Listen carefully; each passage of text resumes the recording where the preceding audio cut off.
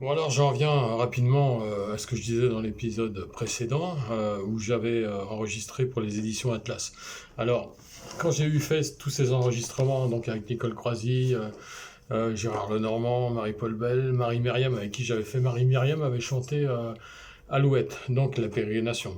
Donc c'était Alouette, Alouette, donc a la huella, José y María, por la pampas heladas, cardos y ortigas, a la huella, cortando campo, no acobico ni fonda, sigan andando, florecitas del campo, clavel del aire, si ninguno te aloja, ¿a dónde naces, florcita, que estás creciendo? Palomita asustada, grillo sin sueño, a la huella, José y María, etc. Bon, en fait, je dis etc. parce que je me souviens plus. Mais ça, vous le gardez pour vous. C'est longtemps que je l'ai chanté quand même. Voilà, donc après avoir fait tous ces enregistrements pour les éditions Atlas, les disques sont sortis. Donc il y a eu vraiment. Alors ça sortait non pas chez les disquaires, mais ça sortait chez les marchands de journaux. Alors donc il y avait le disque, le CD, donc avec une vingtaine de titres, un livret qui expliquait tout par rapport à l'époque. C'est-à-dire que par exemple pour ça, pour la chanson Alouette, alors ils expliquaient que c'était Gilles Dreux qui l'avait reprise en français d'après donc la pérégrination des Ariel Ramirez, et, enfin etc.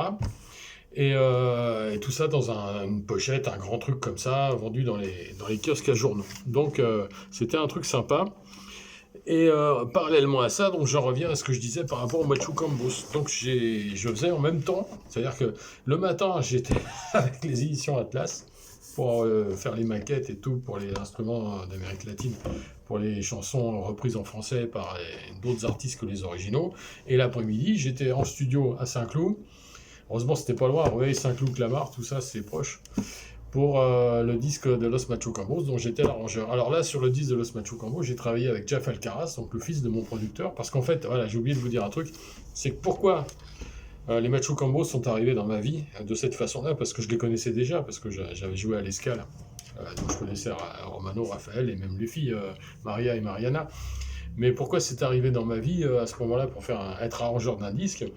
C'est que mon producteur, depuis plusieurs années, Franck Alcaraz Media, donc Franck Alcaraz, était également depuis peu le producteur de spectacles de Los Machucambos. Il les avait pris dans l'écurie d'artistes et il leur avait proposé de faire un disque parce que l'idée de faire Full Sentimental en espagnol, qui est devenu donc Muy Sentimental, c'est vraiment une super idée parce que le titre est très réussi. Alors ça a été un peu long pour avoir l'accord d'Alain Souchon parce qu'en fait il fallait passer par les éditions EMI Publishing. Et bon, le temps que ça passe par l'édition, que ça aille à l'artiste, que ça revienne, parce qu'il fallait signer des papiers, enfin c'était un truc de dingue. Nous, pour l'instant, là, on a avancé sur les autres titres. Et puis on a eu quand même l'autorisation. On avait quand même un titre de secours, c'était Pépito, parce qu'on voulait le refaire d'une façon un peu différente, plus moderne. Et d'ailleurs, les Machu Cambo, c'était pas spécialement d'accord, mais enfin bon, ils ont accepté quand même. Donc on a attendu l'accord d'Alain Souchon et Alain Souchon a dit oui finalement parce que bon ça lui a ouvert quand même un marché différent et donc il était content et d'ailleurs il m'en a parlé quelques temps plus tard, des années plus tard même parce que je l'ai rencontré un jour. Alors c'est le hasard, enfin il n'y a pas de hasard. Moi je le dis encore une fois, c'est la destinée. Le mot hasard, faut l'enlever du dictionnaire.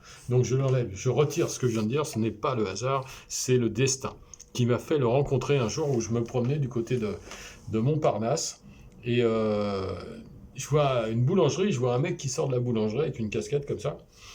C'était Alain Souchon. Je vous promets que c'est vrai. Donc je vais le voir, puisqu'il il venait vers moi, on allait se croiser quoi. Donc je vais vers lui, je lui dis bonjour monsieur Souchon, et il me dit bonjour, euh, enchanté, enfin il me serre la main et tout très sympa hein, le mec. Et il me dit ah oui, vous devez être un fan quoi, vous aimez mes chansons. Je lui dis oui, mais c'est pas que ça. Et là je lui explique l'histoire des Machu Cambos. Il me dit ah c'est toi Fred Del Sol et tout. Waouh, mais c'est génial, ça m'a ouvert le marché d'Amérique latine, me dit-il. Grâce à ça. Alors c'est pas grâce à moi, hein, mais c'est grâce à ce projet qu'on avait fait avec les Machu Cambos et tout. Il me dit ça. Et moi je me dis, bah, moi, c'est génial quoi. D'autant que le disque, c'est pas trop vendu ensuite parce qu'il y a un problème juridique. Mais bon, peu importe, je vais pas rentrer dans le détail parce que c'est ultra méga compliqué. Bon, je peux juste vous dire que les Macho Combos, pendant qu'ils étaient en exclusivité avec nous, avaient signé un contrat d'exclusivité avec un autre producteur. Donc c'est un truc qui se fait jamais. C'est interdit par la loi, ça ne se fait pas. Donc ça a été un bins. Et on devait faire l'émission Taratata en live après, et ça s'est pas fait à cause de ça. Il y a eu plein de trucs d'annulés. Enfin bon, c'est une catastrophe, mais je vais pas rentrer là-dedans parce que bon, déjà ils sont tous morts, et puis j'ai pas envie d'en parler parce que ça nous a bien mis dans la merde. Il faut dire les choses. Mais enfin bref, en tout cas, on a fait ce disque qui existe, le clip existe, les affiches, tout avait été fait en bonne et due forme par donc la production, en plus la maison de disques qui était à l'époque Forlan, que nous avions trouvé. Alors ça aussi, Forlan c'était à Boulogne, ah, donc Rueil, Saint-Cloud, Clamart, Boulogne, tout ça, voilà. Et en fait, le disque est sorti dans le commerce quand même, mais il a été retiré malheureusement très vite.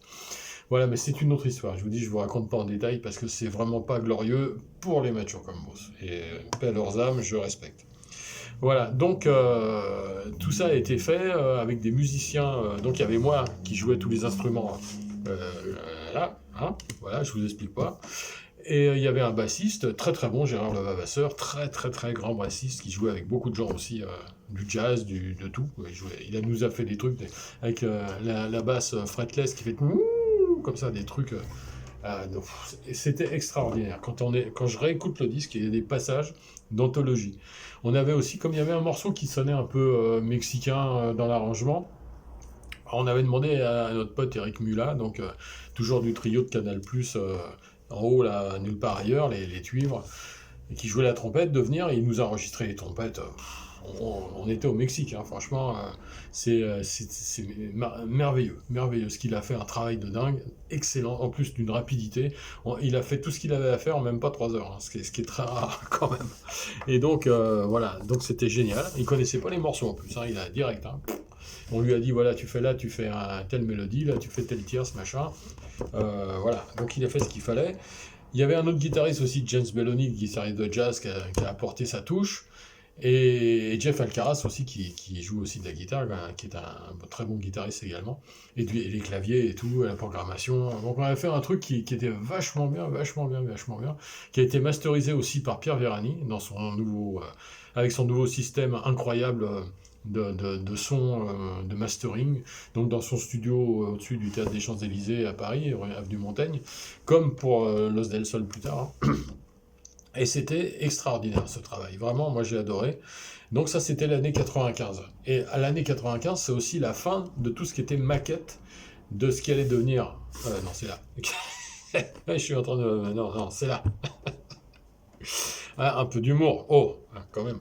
Donc voilà, ce qui allait devenir Los del Sol, et qui s'appelait Mambo Loco à l'époque. Mais c'est une autre histoire, comme on dit, pour teaser un peu. Donc je vais vous raconter ça dans l'épisode précédent. Mais en tout cas, l'année 95 pour moi a marqué un tournant, je pense, et m'a fait aller vers des choses qui m'ont amené d'autres choses derrière. Notamment, j'ai travaillé pour un projet suisse. Alors ça, c'est dans un studio à Rueil, encore Rueil, mais dans un autre studio. Il y a plein de studios d'enregistrement à Rueil, Malmaison. Et pour une chanteuse suisse où j'avais joué de la guitare, du charango, et puis je sais plus quoi encore, de la quena, je crois. Mais j'ai jamais vu le disque, donc j'ai fait ça. 2 titres, je crois. J'ai été payé comme ça, enfin j'ai été engagé pour faire ça, mais c'était sur 2 titres, je sais plus en fait, je sais plus. Mais j'en ai jamais plus entendu parler derrière, alors je sais pas si c'est sorti ou pas. C'était en fait des gens qui étaient dans la production pour les disques Atlas, les mêmes qui m'avaient vu jouer et qui m'avaient donc proposé de faire ça en plus. Donc là, j'ai rencontré plein de gens à cette époque-là. Ça m'a apporté vraiment beaucoup de choses, ça m'a fait travailler. Parce qu'encore une fois, je vous rappelle que je vous parle de ma vie d'artiste professionnel. Voilà. Et encore une fois, je n'ai rien contre les amateurs, il en faut, hein, il faut que la musique vive. Mais quand on est professionnel, ben on essaye de faire sa profession, c'est-à-dire de gagner des sous. Voilà, et de gagner des sous légalement, pas de gagner des sous à la manche, c'est pas la manche là. Voilà. Et encore une fois, j'ai rien contre la manche parce que j'ai commencé par ça et ça m'a appris énormément au niveau du jeu avec d'autres artistes. Voilà, bon je vous laisse, on est presque à 10 minutes, bon c'est bien, ça me paraît être une belle vidéo. Et dans la suivante, je vais vous parler de l'histoire de Mambo Loco qui devient plus tard Los del Sol. Je vous expliquerai rapidement parce que là aussi c'est pas très glorieux. pour certains, donc je ne vais pas rentrer dans les détails, je donnerai simplement quelques indications, et on ira plutôt vers le bon côté de la force que vers le côté obscur. Voilà, que la force soit avec vous. Je vous embrasse à tous, comme dirait Enrico Macias. Allez, à bientôt.